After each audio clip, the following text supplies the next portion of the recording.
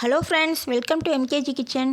இன்றைக்கி நாம் பார்க்க போகிறது பாரம்பரிய தீபாவளி பலகாரம் கெட்டி உருண்டை தாங்க பார்க்க போகிறோம். இந்த உருண்டை வந்துட்டு நாம் செஞ்சு வச்சோம்னா 1 மாதம் ஆனால் கூட கெட்டு போகாதுங்க. அவ்வளோ நல்லா அப்படியே இருக்கும்.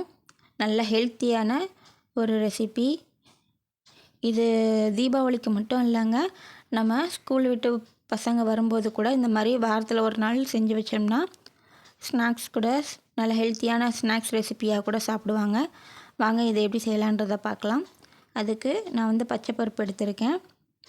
பச்சை பருப்பு வந்து நம்ம தோல் பருப்பு எடுத்து தான் இதை செய்வாங்க. ஆனால் இப்போ வந்து நம்ம நார்மல் பச்சை பருப்பில் செஞ்சுருக்கோம்.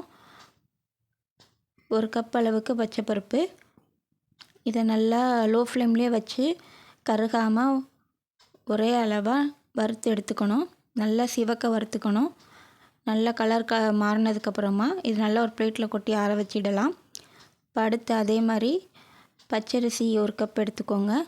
அதையும் நல்லா பொரிஞ்சு வர அளவுக்கு பொரியரிசி மாதிரி வரணும். இதுவும் நல்லா பொரிஞ்சு வந்தோன்னே இது ரெண்டும் நல்லா ஆறட்டும். இப்போ ஆற வச்சுக்கிற கேப்பில் நாம் இதுக்கு தேங்காய் துருவல் தேங்காயை நீங்கள் காய் சீவுறதில் கூட சீவி எடுத்துக்கலாம். இல்லை சின்ன சின்ன துண்டுகளாக கூட கட் பண்ணி எடுத்துருக்கலாம்.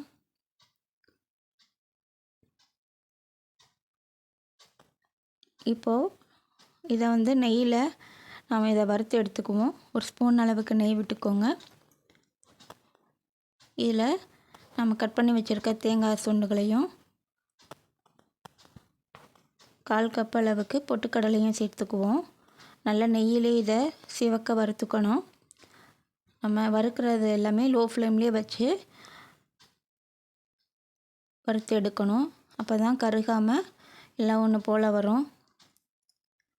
பாருங்கள், நல்லா வறுத்து எடுத்துட்டு இப்போ அடுத்ததாக இதுக்கு பாகு ரெடி பண்ணிக்கலாம்.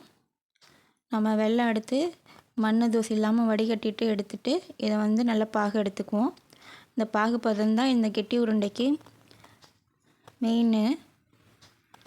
நம்ம நல்லா பாகு தண்ணியில் ஊற்றும்போது நல்லா அந்த அதிர்ஷ்டத்துக்கு வர மாதிரி நல்லா ஒன்று திரண்டு வரணும். பாருங்கள், இப்போ நான் தண்ணியில் ஊற்றிருக்கேன். இப்போ நம்ம ஒன்று சேர்க்கும் போது எந்தளவுக்கு நல்லா அப்படியே உருட்டி வருது பாருங்கள். நல்லா ஒரு ஜவு மிட்டாய் மாதிரி சூப்பராக வந்திருக்கு. பாகு ஆனால் ரொம்ப முறியிடக்கூடாது. பாகு பதம் ரொம்ப முக்கியம். இப்போ இது பாகு எடுத்துகிட்டு நாம் தேங்காய் உடச்ச கடலை வறுத்து வச்சுருக்கோம். அது கூடவே இந்த மாவையும் சேர்த்துட்டு நம்ம எடுத்து வச்சுருக்க பாகை கொஞ்சம் கொஞ்சமாக சேர்த்துக்கலாம். கை பொறுக்கிற அளவுக்கு சூடு இருக்கிற டைமுக்கு போட்டு கொஞ்சம் கொஞ்சமாக புரட்டி எடுத்துக்கோங்க. நல்லா கையில் ஒட்டாமல் நல்லா அழகாக வந்திருக்கு பாருங்கள் உருண்டை. நாம் இந்த மாவை கொஞ்சம் எடுத்து வச்சோம்னா மேல் உருண்டைக்கு மேலே கொஞ்சம் லைட்டாக போட்டு எடுத்துக்கலாம். இந்த மாதிரி எல்லா உருண்டையும் நான் 1 1/4 கப் அளவுக்கு மாவு சேர்த்துருக்கேன். அதுக்கு ஒரு 15 அளவுக்கு உருண்டை வந்திருக்கு. இந்த மாதிரி உருண்டை பிடிச்சி எடுத்து வச்சுக்கலாம். பாருங்கள், உருண்டை நல்லா எந்த அளவுக்கு நல்ல திக்காக வந்திருக்குன்னு பாருங்கள். இப்போ நான் இதை போடுறேன், எப்படி இருக்குது பாருங்கள். நல்லா கட்டியாக இருக்கும். நல்லா இப்போ நம்ம போட்ட உடனே இந்த அளவுக்கு இருக்குன்னா நமக்கு இன்னும் அது நேரம் ஆக ஆக நமக்கு அந்த வெள்ளைப்பாகு இருனதுக்கப்புறமா நல்லா கட்டியாகிடும். சாப்பிட்றதுக்கு அவ்வளோ டேஸ்ட்டாக இருக்கும்.